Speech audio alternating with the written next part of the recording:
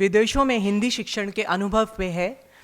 मैं आज के सत्र में जो हम लोगों के मेहमान आए हैं विदेशों से, उनको मंच पे आने का कहूँगी। अनिल जोशी जी,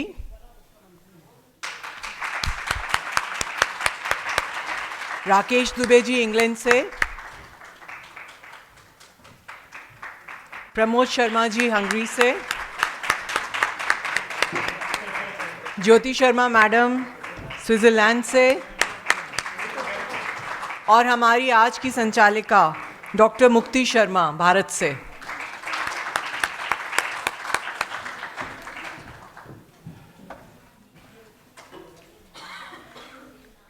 अब मैं डॉक्टर अरविंद चतुर्वेदी से रिक्वेस्ट करूंगी कि वो हमारे मेहमान जो हैं उनको उत्तरी और पुष्प के द्वारा सम्मानित करें। सर, अनिल जोशी सर को।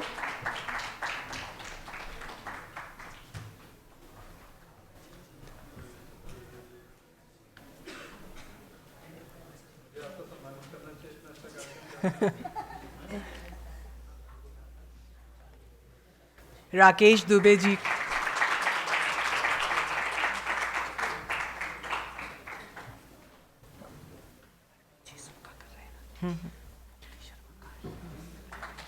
प्रमोद शर्मा जी,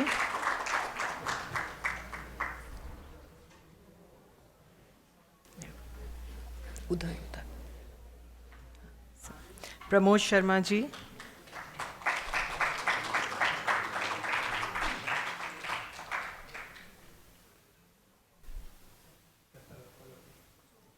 ज्योति शर्मा मैडम,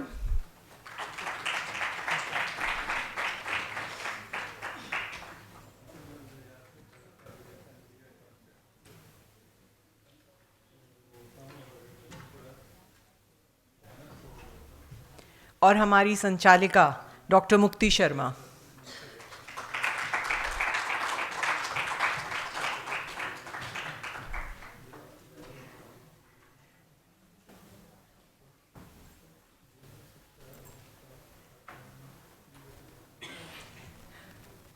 मैं सर का बहुत बहुत धन्यवाद करती हूँ। अब ये मंच जो है मैं हमारी संचालिका डॉक्टर मुक्ति शर्मा को सौंप रही हूँ। आगे का जो सत्र है वही देखेंगी।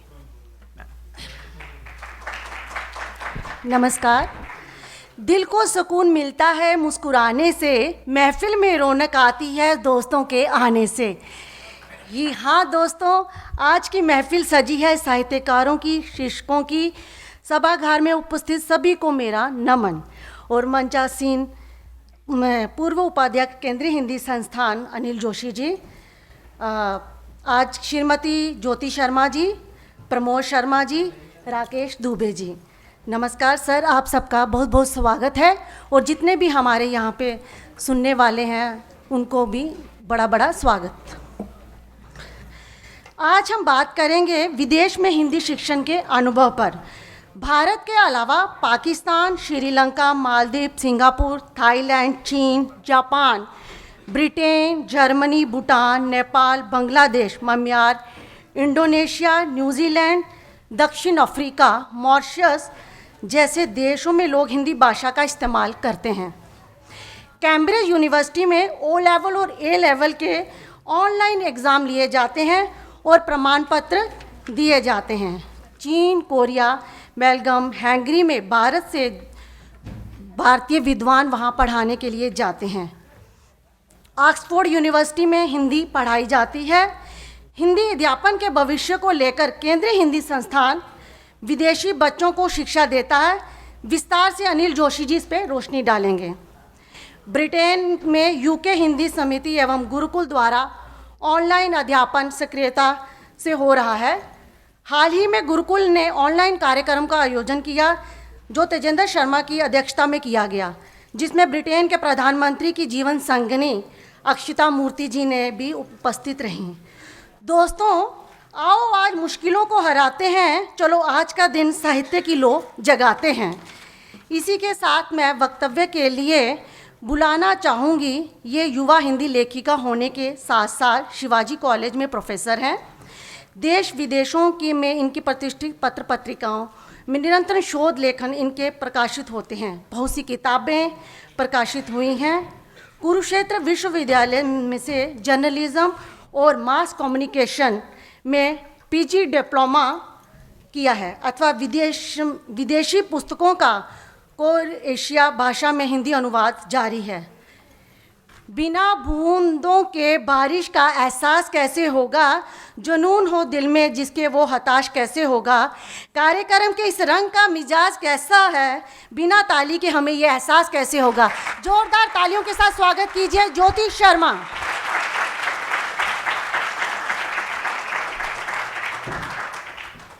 बहुत बहुत धन्यवाद मुक्ति शर्मा जी इस ज़ोरदार स्वागत के लिए और इतने सुंदर परिचय के लिए। मुझे लगता है कि निश्चित तौर पर जैसा अनिल जोशी सर ने कहा कि आपने जोश भर दिया सभागार में, और निश्चित रूप से विश्व के जो रंग इस पटल पर खुलेंगे खिलेंगे, शायद जो हिंदी की स्थिति है विश्व पटल पर उसे समझने के लिए नए आयाम हमें देंगे। सबसे पहले मैं टैगोर अंतर्राष्ट्रीय विश्वविद्यालय भोपाल की सादर आभारी हूँ कि इस कार्यक्रम में मुझे शामिल किया और स्विट्ज़रलैंड के जो मेरे अनुभव हैं उन्हें आपके साथ साझा करने का मौका दिया। भारतीय सांस्कृतिक संबंध परिषद के द्वारा टैगोर चेयर, क्योंकि ये टैगोर विश्वविद्यालय है तो ये एक संयोग है कि स्विट्ज़रलैंड में भी टैगोर चेयर इंडोलॉजी की स्थापित की गई 2011 में, और 2015 में वहाँ मेरी नियुक्ति टैगोर चेयर पर हिंदी विजिटिंग प्रोफेसर के रूप में हुई। और एक और सौभाग्य की बात ये हुई कि 2015 में अपना कार्यकाल पूर्ण कर जब मैं वापस लौटी तो पुनः 2017 में मुझे स्विट्ज़रलैंड विश्वविद्यालय जो लोजान में बना हुआ है, यूनिवर्सिटी ऑफ लोजान के द्वारा पुनः आमंत्रित किया गया। और मुझे लगता है कि शायद स्विट्ज़रलैंड विश्वविद्यालय को लगा होगा कि एक युवा प्राध्यापिका है और मिलकर साथ कुछ काम किए जा सकते हैं। तो इस सौभाग्य के दौर में मैंने जो अनुभव बटोरे, उन अनुभवों को आज विश्व रंग के इस पटल से आपके साथ साझा करने के लिए यहाँ उपस्थित हूँ। सबसे पहले मंच पर आसीन आज के इस कार्यक्रम, इस सत्र के अध्यक्ष श्री अनिल जोशी जी, श्री प्रमोद शर्मा जी, श्री राकेश दुबे जी और मुक्ति शर्मा जी सभागार में सामने बैठी हुई हैं, दिव्या माथुर जी, राकेश जी, मैडम अनिल जोशी जी और भी बहुत सारे लोग यहाँ बैठे हुए हैं, प्यारे विद्यार्थीगण। स्विट्ज़रलैंड के अपने अनुभवों को साझा करूं इससे पहले थोड़ा सा मुझे लगता है कि जो इतिहास है स्विट्ज़रलैंड में इंडोलॉजी के उदय का, उस पर बात करना चाहूँगी। हिंदी के बारे में कहा जाता है कि हिंदी भाषा नहीं, भावों की अभिव्यक्ति है। यह मातृभूमि पर मिटने की अभिव्यक्ति है। महात्मा गांधी के शब्दों में कहा जाए तो कहते हैं कि गुलाब को उपदेश देने की आवश्यकता नहीं होती, वो केवल अपनी खुशबू से अपनी पहचान बिखेरता चलता है। यूरोप में एक नन्हा सा देश स्विट्ज़रलैंड, जो अपनी विकसित होने के कारण, जो आर्थिक दृष्टि से विश्व पटल पर अपनी पूंजी व्यवस्था के कारण अपनी एक अलग पहचान रखता है, उस देश में हिंदी को समझने की ललक, हिंदी को पढ़ने की इच्छा, ये देखकर ये अनुभव मेरे लिए बहुत ही दिलचस्प था। और भारत से उड़ान भरते हुए जब मैं लोजान पहुंची तो मैंने ये देखा कि ये नन्हा सा देश स्विट्ज़रलैंड, जो शायद हमारे उत्तर प्रदेश के बराबर, हमारे राज्य उत्तर प्रदेश के बराबर होगा या शायद क्षेत्रफल की दृष्टि से उससे भी छोटा होगा, 4 भाषाई क्षेत्रों में बटा हुआ है।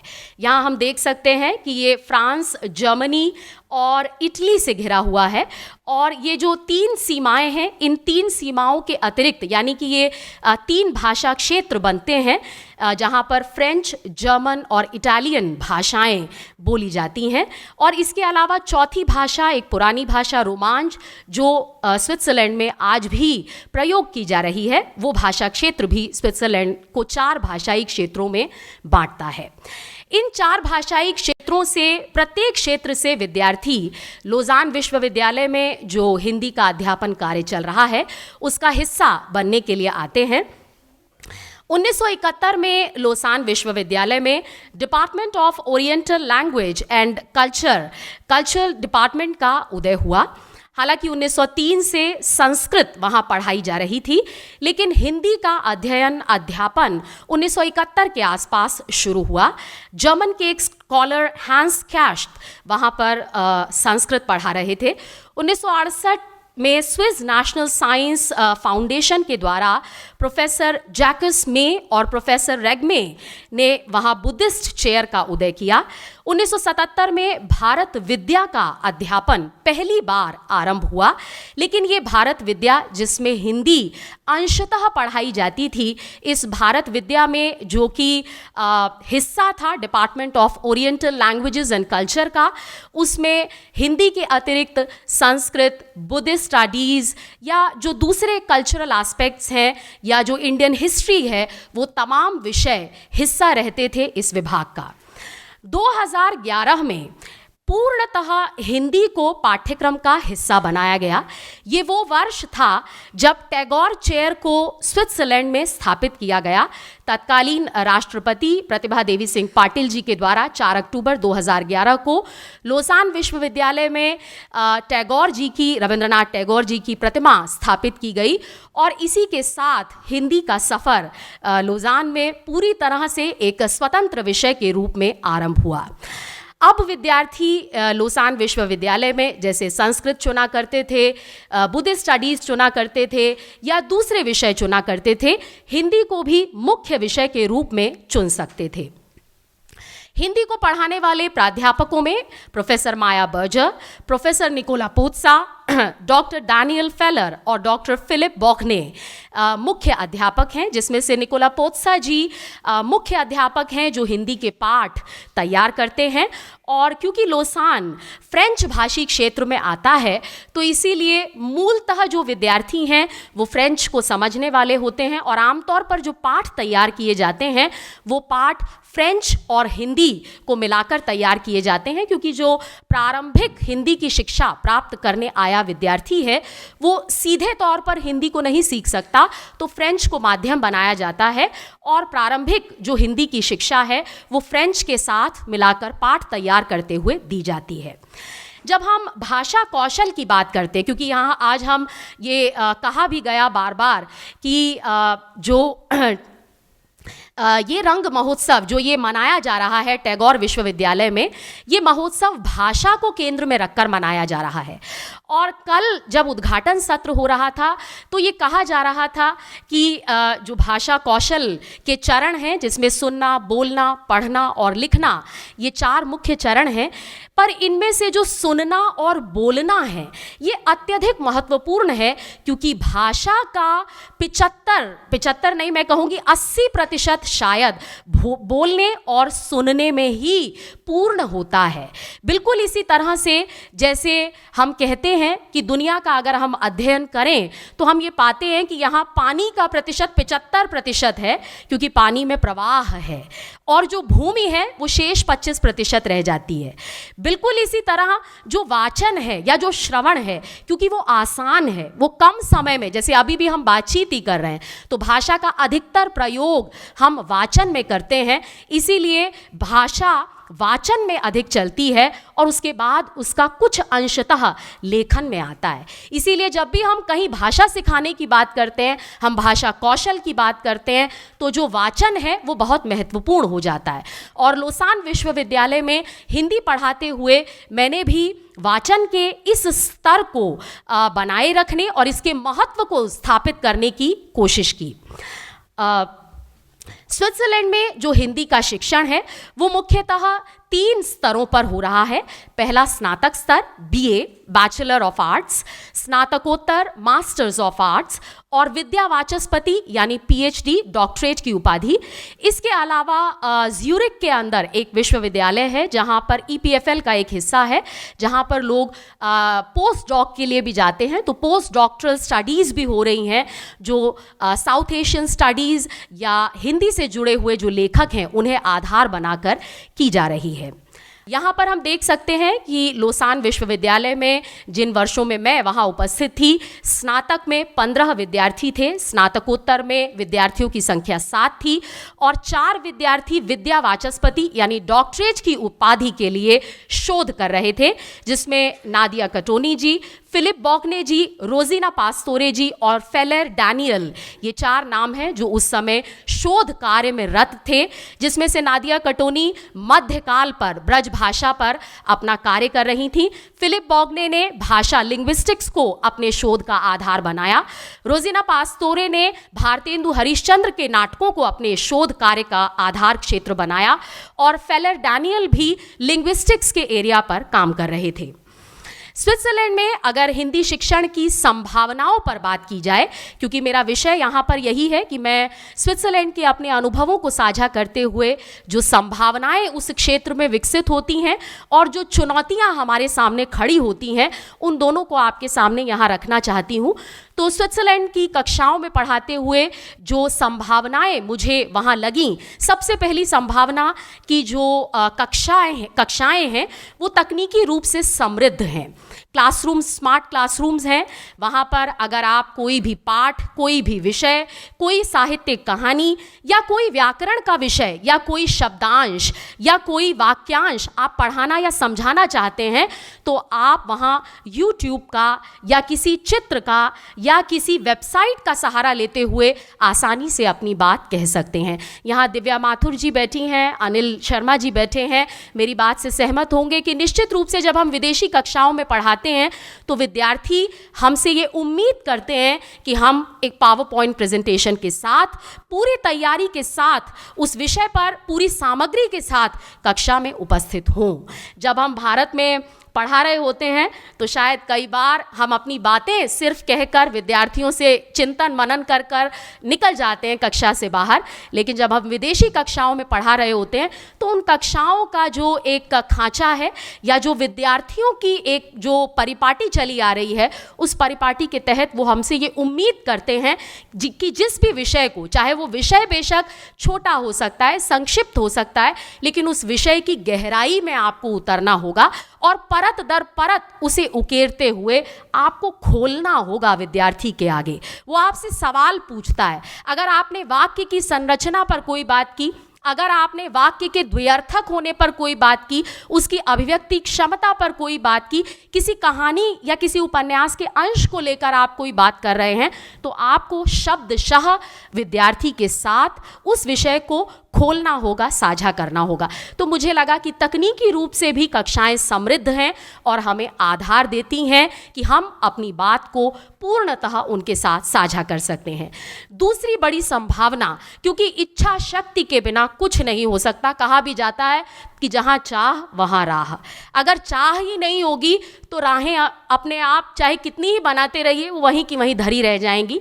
स्विट्जरलैंड में मैंने ये देखा कि जो विद्यार्थी इस विभाग का हिस्सा बनते हैं, यहाँ पढ़ने के लिए आते हैं, उनके भीतर हिंदी भाषा को पढ़ने के लिए चाह होती है, चाहे अपने जीवन में वो कितने ही व्यस्त क्यों ना हो। क्योंकि हम जानते हैं कि विदेशों में जो विद्यार्थी पढ़ते हैं, एक उम्र के बाद विद्यार्थियों के ऊपर ये भार होता है कि वो केवल विद्यार्थी नहीं रह जाते, केवल कक्षाओं का हिस्सा नहीं होते, बल्कि अपने जीवन यापन के लिए उन्हें कामकाज भी करने होते हैं।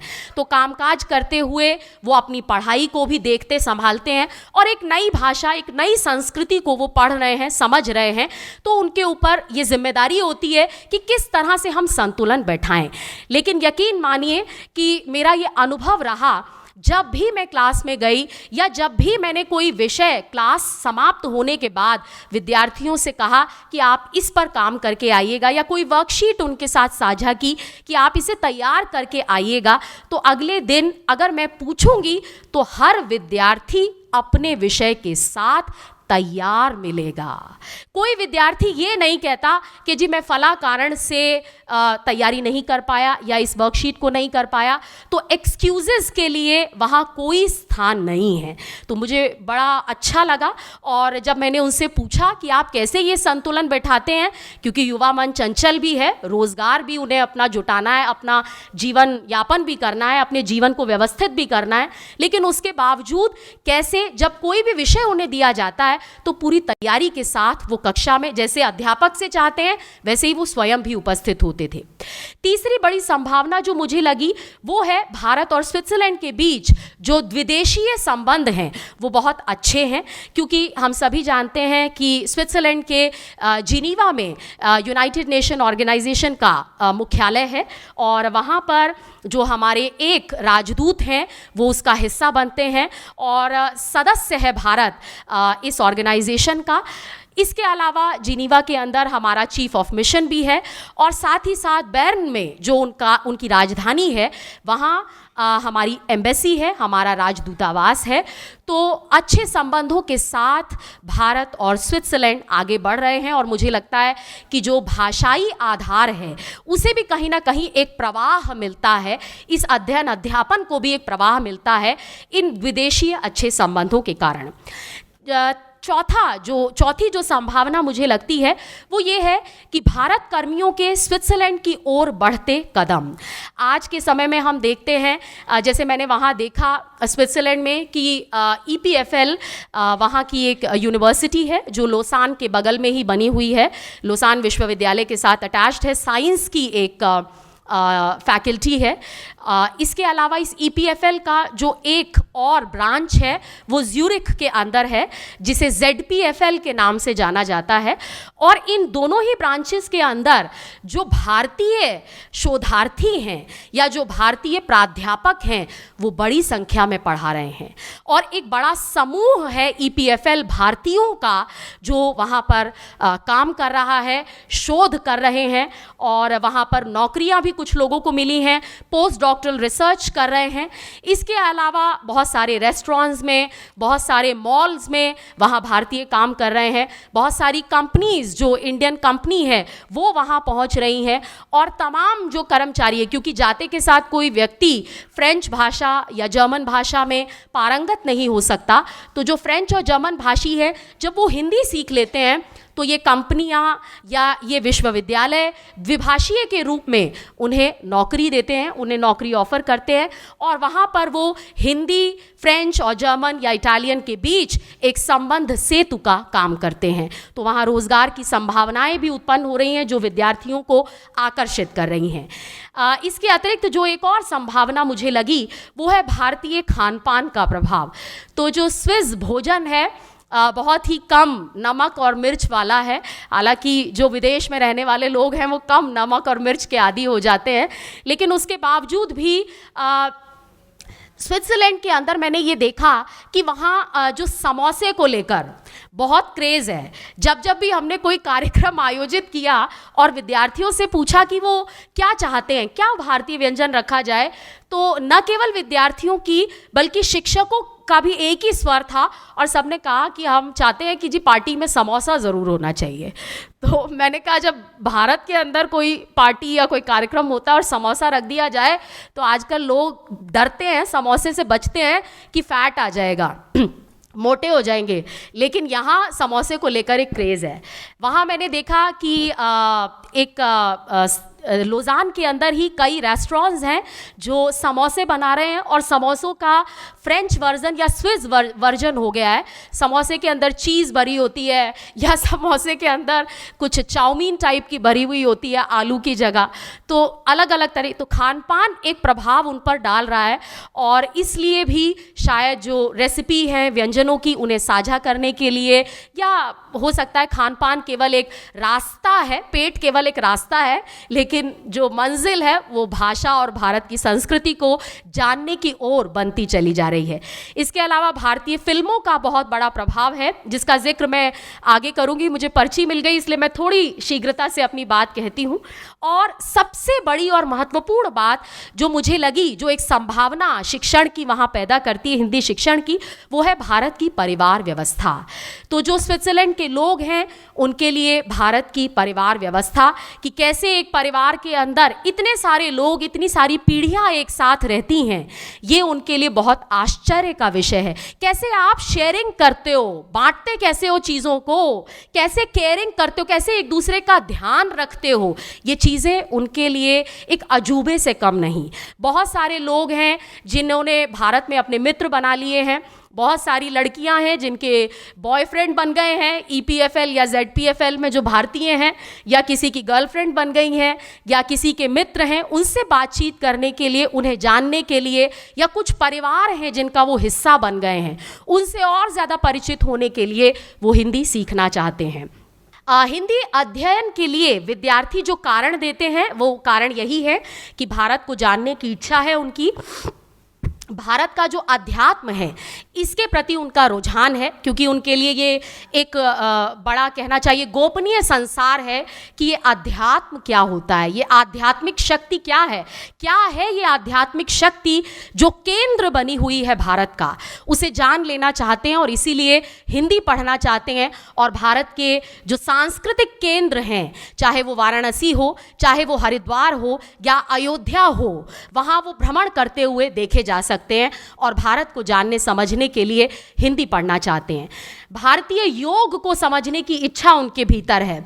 जब मैं स्विट्जरलैंड में थी तो वहाँ प्रोफेसर माया बर्जर के साथ हम एक क्लास लिया करते थे, जिसमें लोसान के विद्यार्थी, तृतीय वर्ष के विद्यार्थी हमारे साथ होते थे, और साथ ही साथ जो फ्रांस का लियों है, लियों में एक लियों यूनिवर्सिटी है, लियों विश्वविद्यालय के विद्यार्थी ऑनलाइन उसी समय पर हमारे साथ जुड़ते थे और योग की कुछ कक्षाएं, जो योग के अध्याय हैं, वो हम पढ़ा करते थे साथ साथ, और उसकी जो इंटरप्रिटेशंस हैं, उसकी जो व्याख्याएं हैं वो क्या हो सकती हैं, उस पर लियों के विद्यार्थी और लोसान के विद्यार्थी मिलकर चर्चा किया करते थे। भारतीय मित्रों, भारतीय संस्कृति जिसका जिक्र मैं पहले कर चुकी हूँ, परिवार और फिल्म, और इसके साथ साथ स्विट्जरलैंड क्योंकि पर्वतों का देश है, लेकिन फिर भी हमारा जो हिमालय है वो सरताज है पर्वतों का, और इसीलिए हिमालय स्विस जो नागरिक हैं उन्हें आकर्षित करता है, उन्हें आमंत्रित करता है। और आपको जानकर हैरानी होगी कि प्रतिवर्ष बड़ी संख्या में जो स्विस नेशंस हैं, जो स्विस राष्ट्र के रहने वाले लोग हैं, वो भारत आते हैं और हिमालय पर आरोहण करते हैं, वहाँ भ्रमण करते हैं, चढ़ाई करते हैं। शायद हम भारतीय नहीं जाते, लेकिन स्विस यहाँ आकर हिमालय की जो कंदराएं हैं, चोटियाँ हैं, वहाँ एक एक उन्होंने लेह और लद्दाख और हिमालय पूरा उन्होंने हिमाचल प्रदेश सब छाना हुआ है। तो हिमालय का आकर्षण उन्हें हिंदी के प्रति आकर्षित करता है। किसी किसी NGO के साथ उन्होंने यहाँ अपने संबंध बनाए हैं। जैसे मैं जानती हूँ कि लद्दाख के अंदर ज़ंस्कार वैली में एक NGO जो स्विस नेशन के लोग हैं उन्होंने बनाया है, और उन्होंने कुछ स्कूल्स हैं, बच्चों के स्कूल हैं, उन्हें अडॉप्ट कर लिया है, और वहाँ पर वो कुछ धनराशि देते हैं, उनसे भी कुछ अंश ज्ञान के या कुछ किताबें लेते हैं, और कुछ सामूहिक संबंध से वहाँ कार्य चल रहा है। लेकिन इस कार्य को और ज़्यादा प्रगाढ़ रूप से चलाने के लिए वो हिंदी सीखना चाहते हैं। मैंने देखा कि कुछ विद्यार्थी ऐसे भी थे जो भारत की धर्म और जाति व्यवस्था को समझने के लिए, क्योंकि आप जानते हैं कि जो भारत की जाति व्यवस्था है, हम तो क्योंकि भारत के भीतर रहते हैं, जातियों पर बात भी करते हैं, लड़ते भी हैं, तमाम तरीके की चीज़ें सामने आती हैं, लेकिन जब हम भारत से बाहर जाते हैं तो उनके लिए ये जाति शब्द बहुत अटपटा है और वो नहीं जानते, और वो हमसे सवाल पूछते हैं कि ये जाति होती क्या है, इस जाति में विभाजन क्यों किया गया है समाज का। तो बहुत सारे सवाल उनके मन में होते हैं। और हमारी जो धर्म व्यवस्था है, जैसा कि मैंने पहले भी जिक्र किया कि ये धर्म क्या है, ये कैसे धुरी बना हुआ है भारत की, जिसने तमाम इतने बड़े देश को, जो शायद एक उपमहाद्वीप से भी बड़ा है, उसे एक सूत्र में पिरोया हुआ है, तो इसलिए विद्यार्थी हिंदी को जानना और पढ़ना चाहते हैं। हिंदी कक्षाओं में इस पठन पाठन के लिए जो प्रयास हमने किए, उन प्रयासों में सबसे पहला प्रयास था विशेष पाठों का निर्माण। और ये पाठ यहाँ 1-2 पाठ मैंने आपके साथ साझा किए हैं। कुछ विद्यार्थी जो बिल्कुल बेसिक स्तर के होते हैं, उन्हें सिखाने के लिए, जैसे आप कौन हैं, साथ में आप देख सकते हैं कि फ्रेंच भाषा के अंदर भी उसका वर्जन दिया गया है। तो एक एक करके यहाँ पर पाठ रखे गए हैं, छोटे संक्षिप्त पाठ हैं। जैसे ये पाठ है, इस पाठ के अंदर मैं, मेरा, मुझे, इस तरह के जो व्याकरणिक रूप हैं उन्हें समझाने की कोशिश की है, क्योंकि जब कोरा व्याकरण विद्यार्थी पढ़ता है तो शायद वो ऊब जाता है। तो इसीलिए पाठों के माध्यम से उसे धीरे धीरे व्याकरण भी समझाया जाता है। और जब वो भारत भ्रमण के लिए आएंगे तो इन छोटे नन्हे पाठों का प्रयोग किस तरह अपनी बोलचाल में वो कर सकते हैं। और कहते हैं ना कि आपने गाड़ी तो खरीद ली, गाड़ी खड़ी हुई है, लेकिन जब तक आप गाड़ी चला नहीं लेते तब तक आपको संतुष्टि नहीं आती। तो ये विद्यार्थी उतने छोटे नहीं है कि उन्हें केवल गाड़ी दिखा दी जाए, थोड़ी थोड़ी चलवानी भी पड़ती है। तो इसीलिए कक्षा में ऐसे पाठों का निर्माण किया गया कि वो थोड़ा थोड़ा हिंदी का प्रयोग करना सीख भी पाएं। इसके अलावा आप देख सकते हैं कि भारत में आपका स्वागत या अप्रवासन काउंटर, आगे कीजिए स्लाइड। तो हमने अलग अलग स्तर के लिए यहाँ आप जैसे इस पाठ में देख सकते हैं कि क्या, कहाँ, किस जो प्रश्नवाचक शब्द हैं उनके प्रयोग पर यहाँ बात की गई है। एक और पाठ तैयार किया, महल जैसा घर, कि जब विद्यार्थी भारत में आता है और भारत आकर दिल्ली शहर में वो देखता है कि दिल्ली शहर कैसा है, तो भारत की संस्कृति से भी परिचित हो रहा है, भारत के घरों से भी परिचित हो रहा है, जिसके भीतर तमाम पीढ़ियां एक साथ रह रही हैं, जहां पुराने और नए का सामंजस्य है। ये देखना उसके लिए अद्भुत होता है। इसके अलावा हमने वीडियो प्रयोग के माध्यम से कक्षाओं में एक वचन और बहुवचन, तो कक्षाओं को दिलचस्प बनाने के लिए जो भी व्याकरण के विषय थे उन्हें थोड़ा सा लाइट, थोड़ा आसान बनाया गया। तो इस गीत के माध्यम से जहां विद्यार्थियों ने एक वचन बहुवचन के प्रयोग सीखे, एक चिड़िया अनेक चिड़िया, एक गिलहरी अनेक गिलहरियाँ, इसके अलावा अनेकता में एकता का भाव सीखा। भाषा की अभिव्यक्ति परकता हमने उन्हें सिखाने की कोशिश की, क्योंकि जब हम विदेशी पटल पर भाषा सिखाते हैं तो हम ये देखते हैं, जब हम अपनी भाषा का प्रयोग कर रहे हैं तो हम बड़ी रॉ में, रफ्तार में हम जानते हैं कि किस भाषा के क्या क्या प्रयोग और क्या क्या अभिव्यक्तियाँ हो सकती हैं। लेकिन विदेश में जब विद्यार्थी भाषा पढ़ता है तो एक ही शब्द के भीतर छिपे हुए अलग अलग अर्थों को जानना उसके लिए दिलचस्प होता है। तो बस शब्द कैसे यातायात के साधन और इनफ, बस, दोनों को रेखांकित करता है। जल शब्द का प्रयोग वाटर, जल, या जल जाना बर्न, ऐसी तमाम जो एक श्रृंखला है उसे हमने चित्रों के माध्यम से वहाँ साझा करने की कोशिश की। हिंदी फिल्मों और गानों का कक्षा में प्रयोग किया गया और यूनिवर्सिटी ऑफ लोजान, यूनिल विश्वविद्यालय परिसर में हमने 2015 में फिल्म क्लब का निर्माण किया। आज भी वो फिल्म क्लब चल रहा है। और इसके अलावा एक बड़ी अच्छी बात ये हुई कि यूनिवर्सिटी ऑफ लोजान के इस पहल के साथ स्विट्ज़रलैंड सरकार ने जो स्विट्ज़रलैंड का सिनेमा घर है, जो पाथे के नाम से जाना जाता है, अब भारत के अंदर जब फिल्म आती है, लॉन्च होती है, तो उसके 1-2 दिन बाद ही स्विट्ज़रलैंड के पाथे में भी वो फिल्म दिखाई जा रही होती है। जैसे हाल ही का उदाहरण है, ये फिल्म अभी 21 तारीख को लॉन्च हुई है, डंकी, और 22 तारीख को आप देख सकते हैं कि पाथे में इसका भी प्रदर्शन हो रहा है। इसके अलावा हमने पुस्तकालय को समृद्ध करने का वहाँ प्रयास किया और एम्बेसी के, राजदूतावास के सहयोग से हमने बहुत सारी जो पुस्तकें, क्योंकि शोधार्थी वहाँ काम कर रहे हैं तो निश्चित तौर पर अपने शोध के लिए उन्हें पुस्तकों की आवश्यकता है।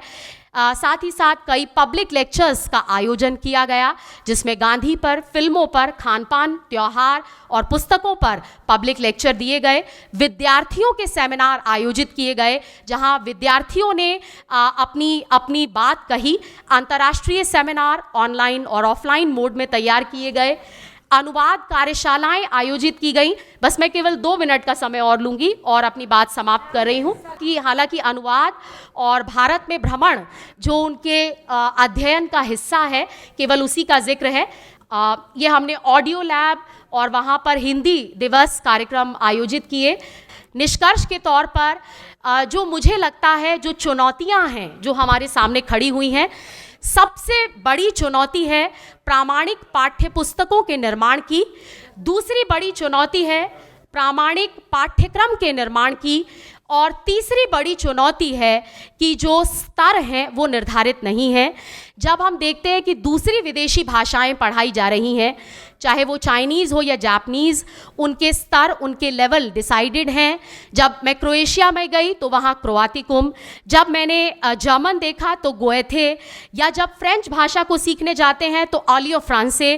कुछ संस्थान और कुछ पुस्तकें हैं, लेकिन जब हम हिंदी को सीखने जाते हैं तो कोई ऐसी एक प्रामाणिक पुस्तक या संस्थान नहीं है जिसका नाम हम सब लोग मिलकर ले सकते हैं। और इसके साथ साथ ही ऑनलाइन मोड में जो सामग्री तो बहुत उपस्थित है, लेकिन प्रामाणिकता का अभाव है। इस बात का जिक्र मुझे वहाँ के शोधार्थियों ने किया।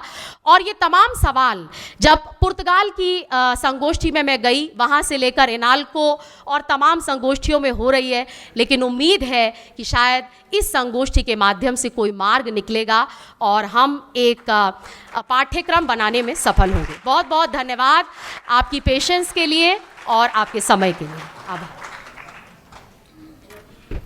बहुत बहुत आभार ज्योति जी। स्विट्ज़रलैंड में अपने अनुभवों को साझा किया, स्विट्ज़रलैंड में हिंदी शिक्षण संभावनाओं पे चर्चा की। हमारे अगले वक्ता स्वभाव से अत्यंत सरल व गुणी, भाषा विज्ञान में पीएचडी की है। 1981 में केंद्रीय हिंदी संस्थान में कार्य ग्रहण करके 41 वर्ष की तक विभिन्न पदों व केंद्रों में कार्यरत रहकर अक्टूबर 2022 में प्रोफेसर एवं क्षेत्रीय निर्देशक के रूप में सेवानिवृत्त हुए। बहुत से आलेख प्रकाशित हुए हैं। केंद्रीय हिंदी संस्थान में बहुत सी संगोष्ठियां का आयोजन किया है। इनकी जितनी तारीफ की जाए कम है। तालियों के साथ स्वागत करेंगे प्रमोद कुमार शर्मा जी। नमस्कार। मंच पर आसीन अध्यक्ष महोदय, साथियों और मंच के समक्ष बैठे विद्वजन, मैं बहुत सारी बातें ज्योति जी ने ऐसी बता दी हैं जो हंगरी के लिए भी लागू होती हैं, तो उन सब चीज़ों को मैं छोड़ दूंगा और अलग तरह की बातें करूंगा।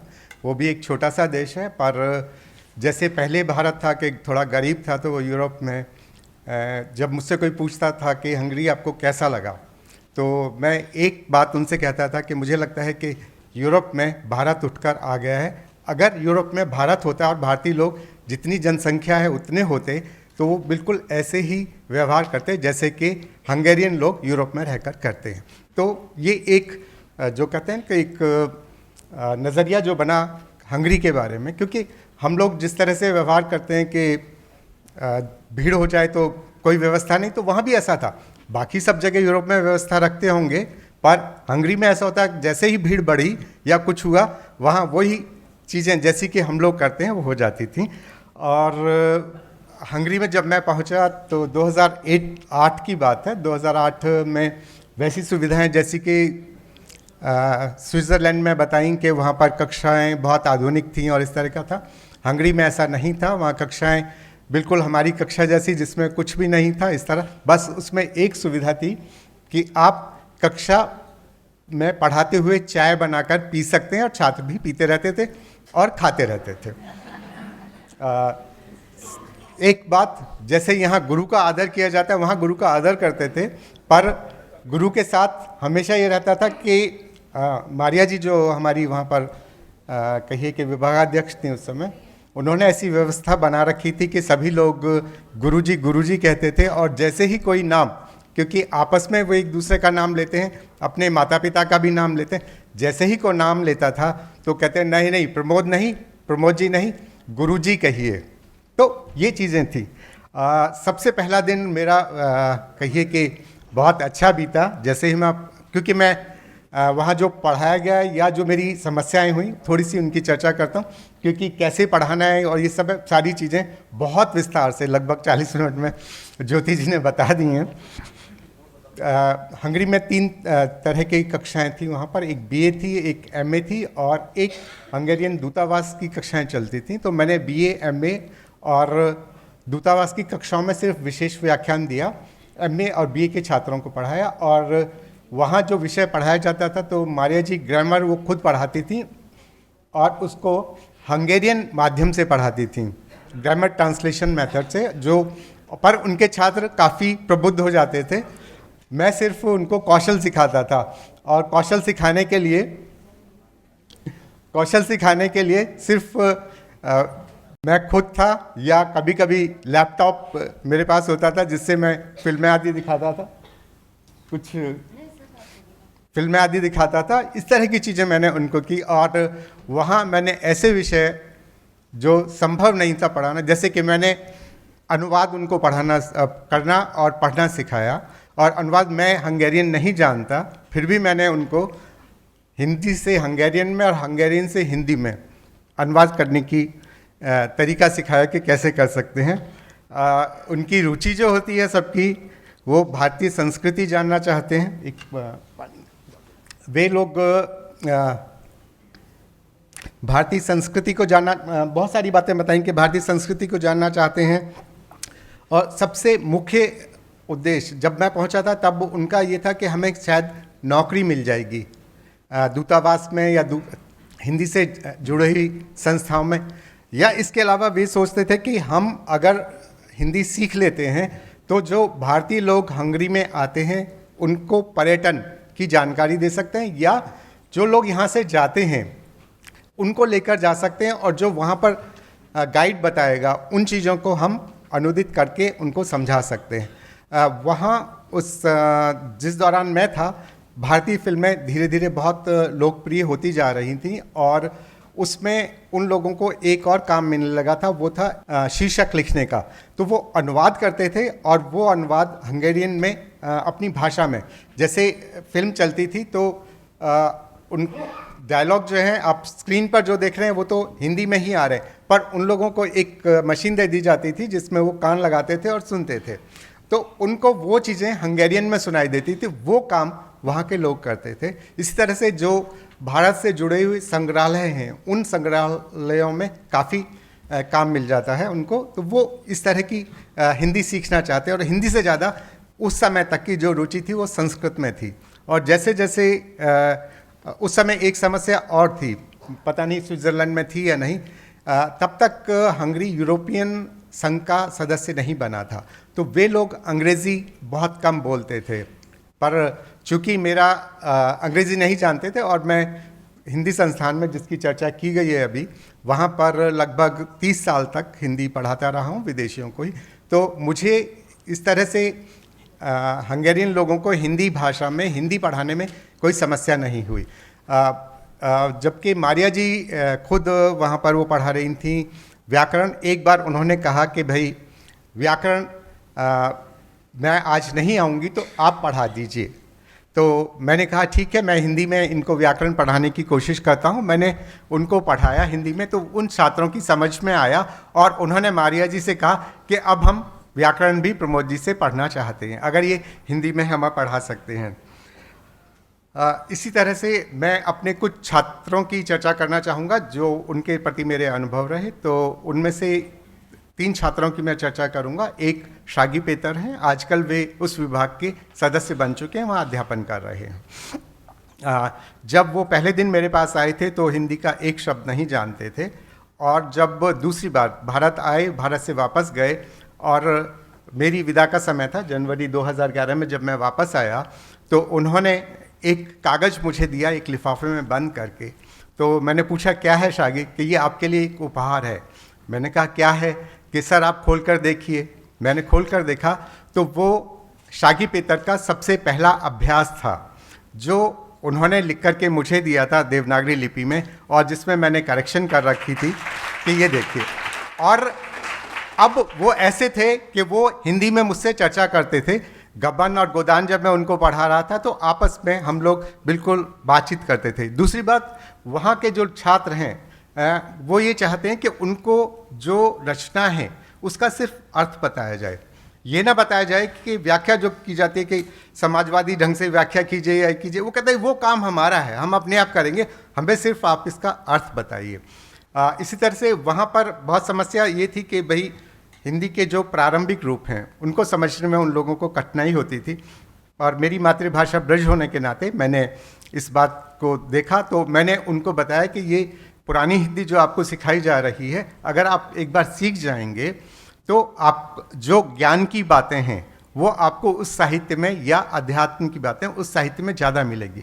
तो भक्ति काल की कविताएं थोड़ी समझाईं, और जब उनकी समझ में आया और उनको मैंने हिंदी से तुलना करके ये बताया कि देखिए ब्रज में हम इस तरह से प्रयोग कर रहे हैं और हिंदी में इस तरह से, अगर आप इन दोनों में समानता ढूंढ लेंगे और अंतर विरोध ढूंढ लेंगे तो आपकी समझ में आसान हो जाएगा।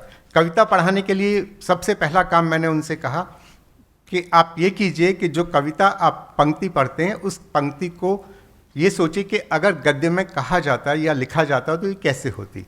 तो उनको मैंने सिखाया कि पैराफ्रेजिंग करें। उन्होंने पैराफ्रेजिंग की उसकी, और वे बहुत अच्छी तरह से हिंदी की कविताओं की व्याख्या करने लगे और समझने लगे। उस समय मैं नया नया गया था तो कंप्यूटर मेरे पास था बाई चांस, और एक नया ब्राउज़र इंडिक नाम से या इंडिका नाम से कोई उन्हीं दिनों में लॉन्च हुआ था जो हिंदी का था।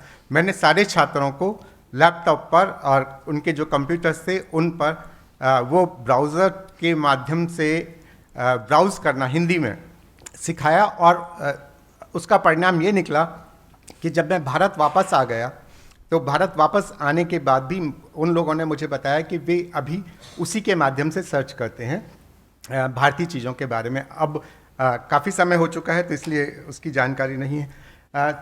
संस्कृति की और इसकी बात हुई पारिवारिक मूल्यों की, तो उसके बारे में मैं आपको एक दो उदाहरण देना चाहता हूँ। एक बार मेरा एक छात्र आया और उसने बताया कि वो अपने नाना जी के घर गया था। नाना जी के घर गया तो उसके साथ उसका छोटा भाई था, उसकी मित्र थी, महिला मित्र थी, वे तीनों लोग वहाँ गए थे। वहाँ जब रहने लगे, रात को रुकने की बात हुई तो नाना जी ने पूछा कि तुम्हारी जो ये महिला मित्र है इससे शादी हो गई है? तो उसने कहा शादी नहीं, अभी लिव इन है। तो उन्होंने कहा कि आप मेरे घर में नहीं रुक सकते, अगर आप विवाहित होते तो मैं आपको अपने घर में रोकता, अब अविवाहित हैं इसलिए मैं आपकी व्यवस्था होटल में करूँगा। तो वो दिन में उनके साथ रहते थे और रात को जाकर वहाँ सोते थे। दूसरी बात, वहाँ पर भारतीय मेकअप के प्रति कितना कहिए कि रुझान है। हम लोग सोचते हैं कि जो बाल हैं ये अगर ग्रे हों या वैसे दूसरी तरह के हों, ब्राउन हों तो ज़्यादा अच्छे लगते हैं। वे सब लोग हमारे जैसी त्वचा चाहते हैं, जिसके लिए उन्होंने वहाँ पे सोलारियम बोलते हैं, जिसमें कि सूरज की किरणें जैसी लगाई जाती हैं चेहरे पर और वो रंग बदलते हैं अपना, हमारे जैसा करते हैं। और बाल जब रंगवाने होते हैं तो वो काले रंग रंगवाते हैं। तो वहाँ पर इन चीज़ों का ज़्यादा क्रेज़ है। तो वहाँ एक मेकअप की प्रतियोगिता भी आयोजित हुई कि भारतीय मेकअप, जिसमें कि साड़ी पहन, जिसमें मेरी पत्नी एक जज के रूप में गई थी, इसलिए मुझे पता लगा। वो भी मेरी एक छात्रा के स्कूल में आयोजित की गई थी। तो उसने बताया कि कैसे साड़ी बांधनी है, कैसे मेकअप करना है, बिंदी लगानी है, चूड़ियाँ पहननी है, सारी चीज़ें उसमें उस तरह की प्रतियोगिता वहाँ पर आयोजित हुई। तो इस तरह के अनुभव थे। तो अब पहले ही ताली बजा रहे हैं, ठीक है। तो मैं सोचता हूँ कि चलिए धन्यवाद, मैं समाप्त करता हूँ। बहुत बहुत धन्यवाद प्रमोद जी, आपने अपने अनुभवों को साझा किया। हमारे अगले वक्ता की साहित्यिक गतिविधियों के बारे में बताना शुरू करूंगी तो सुबह से शाम हो जाएगी। लगभग 5 वर्ष तक भारत के माननीय राष्ट्रपति के OSD हिंदी के तौर पर राष्ट्रपति भवन में कार्यरत रहने के बाद 26 सितंबर 2022 से राजभाषा विभाग गृह मंत्रालय में कार्य ग्रहण किया। लंदन में भारतीय उच्च आयोग में हिंदी एवं संस्कृति में सम्मान शुरू किया। ब्रिटेन के हिंदी लेखकों का उत्साह बढ़ाने के लिए डॉक्टर लक्ष्मीमल सिंघवी अनुदान योजना की शुरुआत की। यूँ कहें तो भारत भवन की पत्रिका में नई जान फूंकने का काम किया। लोग डिग्री हासिल करने के बाद कार्यक्षेत्र की ओर जाते हैं, वे एकमात्र ऐसे उदाहरण हैं जिन्होंने लंदन में कार्यक्षेत्र से वापस आने के बाद भारत के चौधरी चरण सिंह विश्वविद्यालय में प्रवासी साहित्य पर पीएचडी डिग्री हासिल की। जोरदार तालियों के साथ स्वागत कीजिए राकेश दुबे जी का। मंच पर आसीन मेरे वरिष्ठ सहयोगी साथी श्री अनिल शर्मा जी, प्रमोद जी, ज्योति जी और मुक्ति जी, और विश्वासपूर्वक कह सकता हूँ कि प्रबुद्ध श्रोता ऐसे ऐसे हैं जो हमारे गुरुजनों की श्रेणी में आते हैं। मैं आप सबको प्रणाम करता हूँ और अपनी बात शुरू करने से पहले क्षमा याचना भी करना चाहता हूँ। मुझे लगता है मैंने ज्योति जी के लिए कुछ ज़्यादा कह दिया, तो मैं उनसे क्षमा चाहता हूँ। असल में ये संकट हैं इस तरह के कार्यक्रमों के, समय कम है, मतलब समय का संकट है और संकट का समय है, तो मैं क्षमा चाहता हूँ और आप लोगों से भी। मैं इसीलिए लिख करके जो लाया था वो ले आया हूँ ताकि मैं ज़्यादा भटकूँ नहीं, और मैं आपसे कह देता हूँ 10 मिनट बाद आप मुझे ज़रूर रिमाइंड करा दीजिएगा। अनिल जी मेरे बाद बोलने वाले हैं, तो मैं समझ सकता हूँ कि वो फिर फिजी वाले मामले पे बोलेंगे, इंग्लैंड वाला मैं संभाल लेता हूँ, उनको दोनों देशों का अनुभव है। मैंने पहले ही कहा कि आप लोगों को ये ज़्यादातर जानकारियाँ हैं कहाँ क्या हो रहा है, क्योंकि विश्व रंग यहाँ 2019 से हो रहा है। बहुत से वक्ता आपके बीच में रहे होंगे, उन्होंने बहुत सी बातें आपको बताई होंगी। मैं हिंदी शिक्षण और हिंदी के बारे में आपके साथ अपने वो विचार साझा करना चाहता हूँ जो मेरे मन के नज़दीक हैं और आज की स्थितियों में जिन पर सोचा जाना चाहिए, विचार किया जाना चाहिए। अगर ऐसा कुछ आपके पास पहुंच जाता है मेरी बात से, तो ये सार्थक समझूंगा कि आज मैंने आपके बीच में आपका समय लिया। ब्रिटेन के साथ जो हमारा रिश्ता है वो एक लव हेट टाइप का रिश्ता है। उन्होंने हम पर शासन किया तो निश्चित रूप से हम उनके प्रति बहुत कृतज्ञ तो नहीं हो सकते, लेकिन कुछ चीज़ें ऐसी हैं जो हम मानते हैं कि अच्छी थीं और वो यहाँ थे तो हमने उनसे सीखी, आज भी सीख रहे हैं। इसलिए दुनिया में शायद ही कोई ऐसा देश आप देखें जिसके रिश्ते अपने कॉलोनाइजर के साथ भारत और ब्रिटेन जैसे हों। सबके बीच में कटुता है, भारत और ब्रिटेन के बीच में उस तरह की कटुता नहीं है। हम अपने संबंध लगातार सुधार रहे हैं और यही एक ऐसा कारण है कि ब्रिटेन में जब हम लोग हिंदी और भारतीय संस्कृति के लिए काम करते हैं,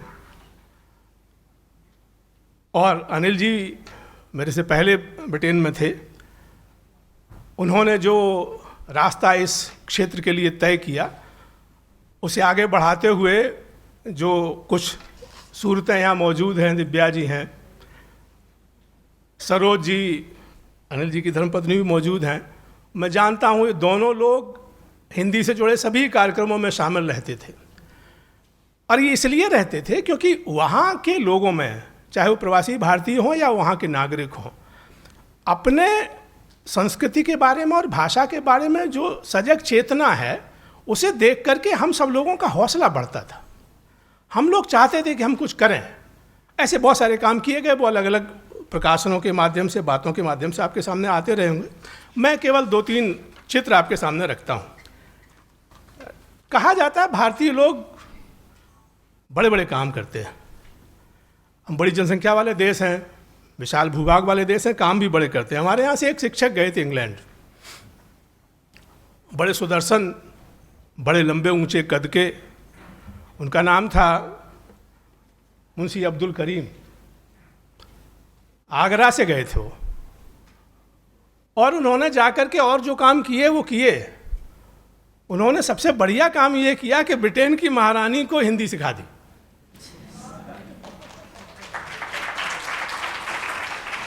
और इतना ही नहीं, उनकी सेवाओं से महारानी इतनी प्रसन्न थी कि उन्होंने उनको वहाँ जो पदवी दी जाती हैं सीवी जैसी, वो पदवियाँ भी उनको दी, और बहुत विरोध हुआ। आप अंदाज नहीं लगा सकते कि अब्दुल करीम को सम्मान देने के मामले में पूरा स्टाफ जो था रानी का वो उनके खिलाफ चला गया, और बहुत खतो किताबत हुई, उस पर कई पुस्तकें लिखी जा सकती हैं। ऐसे महान शिक्षक अब्दुल करीम जी को मैं प्रणाम करता हूँ।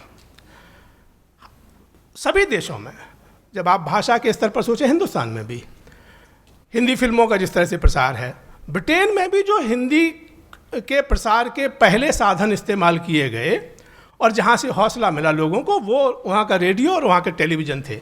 मैं बहुत सारे कार्यक्रमों के नाम नहीं लेना चाहता हूँ, लेकिन आपको ये बताना चाहता हूँ कि वहाँ पैरेट रेडियो के नाम से, जैसे जो क्रांति आई कम्युनिटी रेडियो की, उसके माध्यम से लोगों ने बहुत हिंदी सीखी। आज भी बहुत सारे ऐसे रेडियो स्टेशन हैं जो केवल हिंदी गीत ही सुनाते हैं और उसके माध्यम से लोगों को हिंदी गीतों से, हिंदी फिल्मी संसार से परिचित रखते हैं। नई पीढ़ी को जोड़ने का एक साधन ये फिल्में और कार्यक्रम भी है। तीसरी बात, शिक्षा के बारे में। विश्वविद्यालयों के स्तर पर तो स्थिति बहुत उत्साहवर्धक नहीं रही है। पहले 4 विश्वविद्यालयों में पढ़ाते थे, अब 3 में रह गई है, फिर किसी में 1 में कम हो गई है, मैं नाम नहीं लेना चाहता। लेकिन उसके कारण हैं, उसके कारण यही है कि आखिर कोई हिंदी क्यों पढ़े। एक फ्रेडरिक पिनकॉट साहब थे, कंपोजिटर थे प्रेस में। जब अंग्रेजों का भारत पर शासन था, उन्होंने एक आंदोलन चलाया। उन्होंने कंपोजिटर का काम करते करते कई भारतीय भाषाएं सीख ली, क्योंकि यहाँ शासन था और वो किताबें वहाँ छपती थी। उन्होंने एक आंदोलन चलाया कि जो भी सिविल सर्वेंट भारत में पोस्टिंग के लिए जाएगा, उसको भारत की भाषा यानी हिंदुस्तानी या हिंदी सिखाई जानी चाहिए। उस आंदोलन का ये असर हुआ कि लंदन यूनिवर्सिटी में बाकायदा विभाग खुला और वहाँ जो सिविल सर्वेंट्स थे उनको हिंदी सिखाई जाती थी और वो भारत आते थे। बाद में तो आप जानते ही हैं कि भारत में 1800 में जो है वो एक फोर्ट विलियम में कॉलेज खोला गया। वो जो फ्रेडरिक पिनकॉट का प्रेम था भारत का, वो उनको फिर भारत लाया। फिर वो भारत से गए नहीं, आज भी लखनऊ में उनकी समाधि है। ऐसे भारत प्रेमी भी ब्रिटेन में हुए जिन्होंने भारतीय भाषाओं के लिए इस तरह के काम किए। एक और चित्र आपके सामने उपस्थित करता हूं। सरकार के स्तर पर इंडियन हाई कमीशन, मुझे लगता है कि जितनी भी दुनिया में जहां पर भी हिंदी के प्रचार प्रसार की सुविधाएं हैं हाई कमीशन या एम्बेसीज में, उनमें लंदन का हाई कमीशन बहुत सक्रिय भूमिका निभाता रहा है। एक तो देश भी छोटा है ब्रिटेन, तो वहाँ पर भारतीय उच्चायोग पूरे ब्रिटेन में, चाहे किसी को कोई पुस्तकें चाहिए हों, चाहे टीचिंग एड्स चाहिए हों, कंप्यूटर चाहिए हों या उससे जुड़ी सामग्री चाहिए हो, वो उपलब्ध कराने में आगे आगे रहता है। तमाम योजनाएं शुरू की गई। जैसे एक योजना का जिक्र नहीं हुआ, अनिल जी ने एक योजना शुरू की थी हिंदी ज्ञान प्रतियोगिता। अब वो विद्यार्थी तब से लेकर के आज तक, पिछले 17 वर्षों से का समय 17 वर्ष हो गए, वो भारत हर साल विद्यार्थी आते हैं, आपके यहाँ भी आए होंगे। ये एक मिसाल है कि अगर कोई काम मन से शुरू किया जाए तो उसका कितना असर होता है। और उसमें 10 वर्ष 10-11 वर्ष से लेकर के, बहुत बढ़िया, 10-11 वर्ष से लेकर के और 50 साल से ऊपर के लोग भी विद्यार्थी शामिल रहते हैं, हिंदी वाले। इसी तरह की कुछ योजनाओं पर मैंने भी काम किया और वहाँ पर 2006 में विश्व हिंदी सम्मान शुरू कराए, जो भारत से बाहर सबसे पहले दिए जाने वाले सरकार के स्तर के प्रयासों से जो दिए जा रहे थे पुरस्कार, ऐसे सम्मान थे। एक योजना का जिक्र मैडम ने किया है। मैं बस 2 मिनट में अपनी बात पूरी कर देता हूँ ताकि समय बचे। ब्रिटेन में अभी जो शिक्षा के क्षेत्र में जो किया जाने वाला काम है वो है कि वहाँ जो पढ़ाते हैं कम्युनिटी स्कूल्स में शिक्षक, उनके प्रशिक्षण के लिए कोई इंतजाम नहीं है। उनको जैसे वहाँ पर PGCE चाहिए होता है, वो हिंदी के लिए उपलब्ध नहीं है, कुछ भारतीय भाषाओं के लिए उपलब्ध है। दूसरा, जहाँ तक हिंदी भाषी क्षेत्रों से गए लोग भी हैं, वो लोग भी आग्रह नहीं करते कि हमारे विद्यालयों में प्राइमरी स्कूल में हिंदी सिखाई जाए, जबकि बांग्ला के, गुजराती के, पंजाबी के, उर्दू के लोग ये मांग करते हैं और वहाँ विद्यालयों में हिंदी सिखाई जाने की व्यवस्था भी की गई है। हिंदी के लोग ऐसा आग्रह नहीं करते क्योंकि उनको लगता है कि हमें हिंदी छोड़ देनी चाहिए और अंग्रेजी याद करनी चाहिए। फिजी का एक उल्लेख होता है, वहाँ पर स्कूलों में हिंदी है, लेकिन अगर ब्रिटेन में अगर मांग की जाए तो ऐसी व्यवस्था हो सकती है। मेरा ये मानना है कि जब भारत में हिंदी के प्रति वह सम्मान दिखाई देगा और सम्मान से ज़्यादा रोजगार दिखाई देगा, क्योंकि भारत में ये बड़ी विडम्बना है, हम लोग इंजीनियरिंग शुरू कर रहे हैं और मेडिकल की पढ़ाई शुरू कर रहे हैं हिंदी में, रोजगार के स्तर पर हिंदी पीछे है। जब तक रोजगार के क्षेत्र में हिंदी आगे नहीं आएगी, तब तक हिंदी सीखने के प्रति भारत में या विदेशों में वो ललक पैदा नहीं होगी जो ललक भाषा के स्तर पर हम लोग चाहते हैं कि पैदा हो। मैं बहुत बहुत धन्यवाद करता हूँ टैगोर विश्वविद्यालय का, और मुझे जो सूचना मिली उसके अनुसार ऐसे प्रयास किए जा रहे हैं कि वे अपने स्तर पर इस समस्या का भी कोई समाधान ढूंढेंगे, जहाँ पर एक व्यवस्थित रूप से हिंदी सिखाने का या उसकी बराबरी का, इक्विवेलेंस का, उसके एग्ज़ाम का, सेकंड लैंग्वेज रूप के उसको पढ़ाए जाने का, उसके टेस्ट लेने का, और जो उपाधियाँ मिले हैं उनकी अंतर्राष्ट्रीय मान्यता के बारे में काम किया जाएगा। बहुत बहुत धन्यवाद, नमस्कार।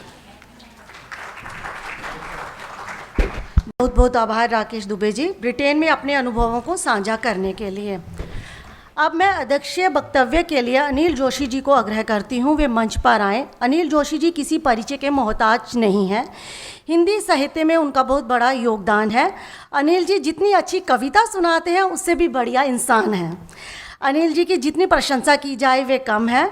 अनिल जी ने लंदन में हिंदी ज्ञान प्रतियोगिता की शुरुआत की, फिजी में हिंदी के प्रचार प्रसार में सक्रिय योगदान दिया और केंद्रीय हिंदी संस्थान के पूर्व उपाध्यक्ष रहे।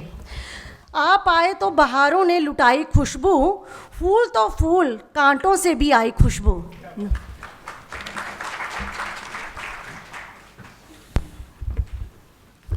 धन्यवाद।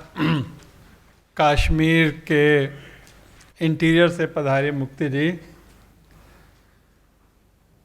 इस मंच पर उपस्थित श्री राकेश दुबे जी जिन्होंने ब्रिटेन में असाधारण काम किए, ज्योति जी, हमारे साथी रहे प्रमोद जी, मेरे सामने बैठे अद्भुत प्रतिभा के धनी आदरणीय मनोज श्रीवास्तव जी, और ऐसे ही विशिष्ट व्यक्तित्व बालेंद्र दधीच जी, आदरणीय डॉक्टर मधुल कीर्ति जी जो मंच के इस तरफ भी हो सकती थी क्योंकि उनको भाषा पर बहुत ज्ञान है और हम सब लोगों से बांट भी सकती हैं। बल्कि ये भी एक जानकारी का विषय है कि इस समय एनसीईआरटी ने जो पाठ्यक्रम के लिए जो समिति बनाई है उसकी डॉक्टर मधुल कीर्ति सदस्य भी हैं। एक बार तालियों के साथ हम उनका अभिनंदन करें। मेरे सामने बैठी आदरणीय दिव्या जी, मुक्ति जी और मित्रों, मेरा समय जिस समय मुझे बोलने के लिए कहा गया वो ये था कि कई बार जैसा ऐसे हो जाता है कि ख़त्म करवाना होता है तो ताली बजाई जाती है, तो ये भी संभव था कि मेरे उठने से पहले ही ताली बज जाती। तो मैं जैसे क्रोनोलॉजिकल आर्डर में कुछ बातें कहते हैं वैसा कहने का प्रयास नहीं करूँगा क्योंकि समय नहीं है, पर 2-3 बिंदु जो है मैं कहता हूँ जो मेरे ध्यान में है, जो इसके लिए महत्वपूर्ण है। पहला ये है कि जैसा राकेश जी ने जिक्र किया कि 2001 से यहाँ पर हिंदी ज्ञान प्रतियोगिता, मतलब जो ब्रिटेन में हमने शुरू की थी, प्रारंभ में लंदन में शुरू की, फिर ब्रिटेन में हुई, फिर यूरोप में हुई, तो उसके विद्यार्थी जो हैं वो एक बहुत बड़ा वो प्रयास ये था कि, क्योंकि आज का विषय है मेरे अनुभव, तो मेरी कोशिश ये थी कि जो हिंदी पढ़ाने वाले लोग हैं ब्रिटेन के, वो सब एक मंच पर आ जाएं, उन सबको हम जोड़ सकें। तो फिर ये था कि उनको प्रोत्साहन किस तरह से दिया जा सकता है, तो फिर हमने ये सोचा कि उनमें से जो चुने हुए विद्यार्थी होंगे उनको हम भारत ले जाएंगे और भारत के प्रमुख व्यक्तित्वों से मिलवाएंगे। मुझे ध्यान है 2007 या 2008 में भी मैं जब भारत आने के बाद गया था तो हम लोग, राकेश दुबे जी उस समय थे वहाँ पर, तो राकेश जी से मुलाकात भी हुई और आप लोगों को ये जानकर प्रसन्नता होगी कि जो 2001 में जो शुरुआत हुई थी वो वैसे ही बच्चे पूरे देश भर से चुनकर 2023 में भी भारत आए और हमने उनके अभिनंदन का कार्यक्रम आयोजित किया। प्रारंभ में उनको हमने अपनी तरफ से व्यक्तिगत रूप से उनके आने जाने का खर्चा वहन किया। उसकी कहानी बिल्कुल अलग है, मैं सुनाऊंगा तो कभी। एक उदाहरण के लिए किसी ने मुझे कहा कि किसी का वीज़ा लग गया था तो बहुत ज़्यादा होते, तो कई बार उन्होंने मुझे कहा कि मैं अनिल जी आपके लिए कुछ करना चाहता हूँ। तो मैंने उनको कहा कि कोई बात नहीं है, तो साधारण बात है, आपका वो था लग गया, पासपोर्ट बनना था। लेकिन उन्होंने कहा कि मैं तो 20 साल से बहुत परेशान था, और मैं चाहता हूँ कि आपके लिए कुछ करूँ। 2002 की बात थी, तो मैंने कहा आप मेरे लिए कुछ करना चाहते हो तो ऐसा करो कि आप बच्चों को टिकट दे दो। तो 5 बच्चों को टिकट उन्होंने 3 साल तक दी, और उसके कारण से वो बच्चे प्रारंभ में आए, बाद में ICCR ने वो खर्चा वहन किया, और वो बच्चे जब भारत आते थे तो देश की प्रमुख हस्तियों से मिलते थे। 2007 मुझे ध्यान है, जिसमें वो उस समय हमारे प्रधानमंत्री आदरणीय मनमोहन सिंह जी थे, तो उनसे भेंट हुई, तो एक बहुत बड़ा आकर्षण था। और अभी मैं इस क्रम में बताना चाहता हूँ कि 2 दिन पहले दिल्ली में 15 विद्यार्थी हिंदी USA के, जिस कार्यक्रम को हमने संयोजित किया, वो वहाँ से न्यू जर्सी से आए हुए थे। मैं ये सब बातें इसलिए बता रहा हूँ कि विद्यार्थियों को जोड़ने के लिए, प्रोत्साहित करने के लिए, और जो हिंदी के शिक्षण संस्थान हैं उनको संगठित करने के लिए भारत यात्रा एक महत्वपूर्ण आधार हो सकता है, जिसके बारे में हमको प्रयास करना चाहिए। दूसरी बात मैं ये कहना चाहता हूँ कि जो मैं सुन रहा हूँ बड़े महत्वपूर्ण लोगों से, वो है कन्वर्सेशनल हिंदी। कि हिंदी क्या है कि हिंदी को तो बस कुछ बोलना सिखा दो, बोलना फिर क्या सिखा दो, कुछ 10 वाक्य सिखा दो। आप कैसे हैं, अभी अभी कुछ वाक्य भी दिखाई दिए हमको। लेकिन मैं भारत में भी और बाहर भी अपने अनुभव के आधार पर एक बात का आग्रह करना चाहता हूं कि आप उनको लिपि अवश्य सिखाएं। जब तक वो लिपि नहीं सीखेंगे तो हम उनको एक्सेस नहीं देंगे अपनी भाषा की। हम उनकी भाषा कितने वाक्यों की जरूरत है, हम कितने वाक्यों का इस्तेमाल करते हैं, 10, 20, 50, 100? क्या भाषा इतनी है? हम उनको लाखों ग्रंथों से विमुख कर रहे हैं, लाखों ज्ञान की पुस्तकों से विमुख कर रहे हैं, अगर हम उनको अपनी लिपि नहीं सिखाते। और मेरे ध्यान में यह है कि चाहे मैक्स मुलर हो, चाहे मैकग्रेकर हो, मैकग्रेकर तो मेरे सामने थे, मिले भी, दिव्या जी के कार्यक्रम में आए हुए थे।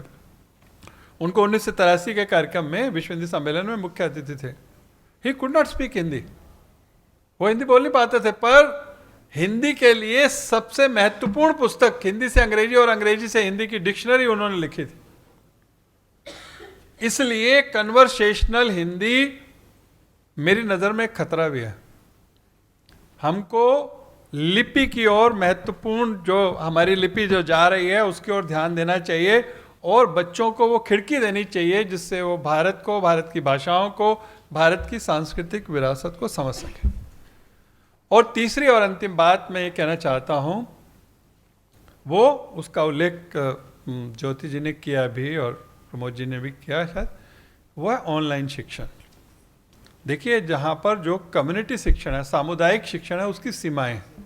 अब मैं ब्रिटेन में, लंदन में था, राकेश जी भी थे, तो भारतीय विद्या भवन में पढ़ाने के लिए बच्चों को 2-2, 3-3 घंटे चलकर लोग आते थे, और शनिवार को, इतवार को, अब जिनकी कमिटमेंट है वो आते थे। परंतु कितने लोग ऐसे होंगे? लेकिन मैं आपको बता सकता हूं कि लाखों करोड़ों लोग देश और विदेश में रहने वाले ये चाहते हैं कि उनके बच्चे भारतीय जो भाषाओं में पारंगत बने। मैं सिर्फ हिंदी की बात नहीं कर रहा, मैं तमिल की बात कर रहा हूँ, तेलुगु की बात कर रहा हूँ, अन्य भाषाओं की बात कर रहा हूँ। परंतु जब मैं देखता हूँ, और ये आप सब लोगों के लिए भी चुनौती है और हम उसको करना चाहते हैं, वो क्या है कि अंग्रेजी के अंदर अगर आप सीखना चाहते हैं अंग्रेजी, आज ऑनलाइन टूल्स की संख्या 50, 100, 1000 नहीं, लाखों हैं, लाखों।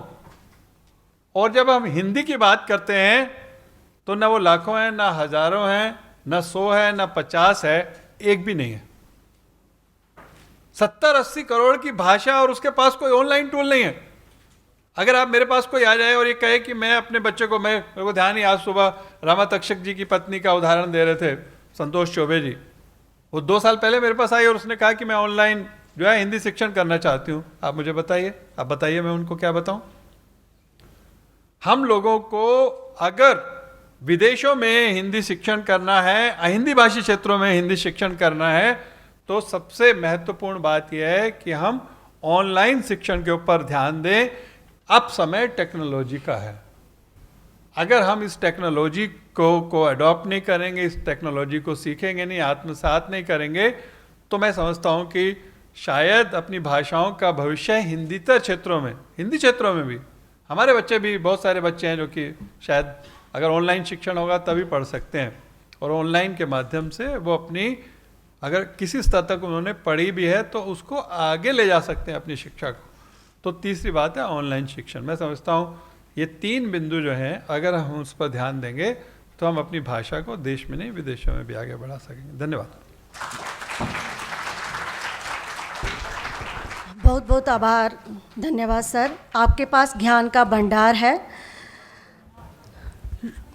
तो मैं इसके साथ आप सब लोगों का धन्यवाद करती हूँ और जोरदार तालियां हमारी युवा पीढ़ी के लिए जिन्होंने बड़े धैर्य से सबको सुना। और मैं इसी के साथ अपनी वाणी को विराम देती हूँ और ये इन लाइनों के साथ अपना वक्तव्य ख़त्म करती हूँ। यूं ही हर शाम अगर आपको हम याद रहे, यूं ही हर शाम अगर हम आपको याद रहे, सोबतें गर्म रहे, महफिलें आबाद रहे। धन्यवाद। प्लीज़ मैं अब हमारे वाइस चांसलर CVRU खंडवा के अरुण सर से निवेदन करूंगी। अरुण सर, आपसे मैं निवेदन करूंगी मोमेंटोज़ के लिए, मोमेंटोज़ और प्रशंसा पत्र से सम्मानित करें अनिल जोशी सर।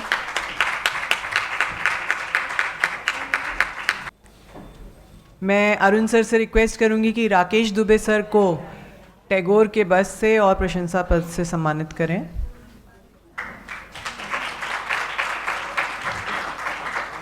प्रमोद शर्मा सर को,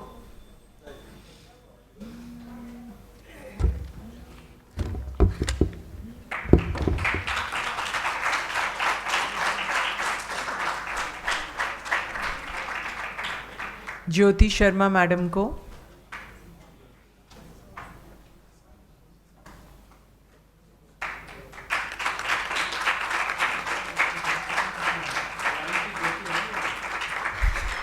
और हमारी संचालिका डॉक्टर मुक्ति शर्मा जी को।